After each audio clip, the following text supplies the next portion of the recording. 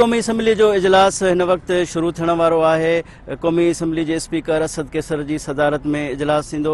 Opposition जा जेके member आहिनि ऐं हुकूमती जेके मेंबर आहिनि हिन वक्त क़ौमी असम्बली जे इजलास में पहुची चुका आहिनि। इन क़ौमी असम्बली जे इजलास खां अॻु अपोज़िशन जो जेको पार्लियामानी पार्टी जो इजलास हो उन में अपोज़िशन जा जेके सरबराह उन्हनि बि शिरकत कई, अपोज़िशन जे मेंबरनि शिरकत कई आहे ऐं हिन वक्त उन्हनि खे हिदायतूं ॾिनियूं वयूं इन हवाले सां ऐं इहो ख़दशो ज़ाहिर कयो वियो त हुकूमत तरफ़ां इहा साज़िश कई वेंदी त कंहिं तरीक़े सां वोटिंग न कई वञे। इन हवाले सां काउंटर स्ट्रेटेजी क़ाइमु कई वई आहे ऐं अपोज़िशन जे मेंबरनि खे हिदायतूं जारी कयूं वियूं आहिनि। जॾहिं त बॉडी लैंग्वेज जेको आहे उहा ॾाढो पुरएतमाद नज़र अचे थी अपोज़िशन जे मेंबर्स जी।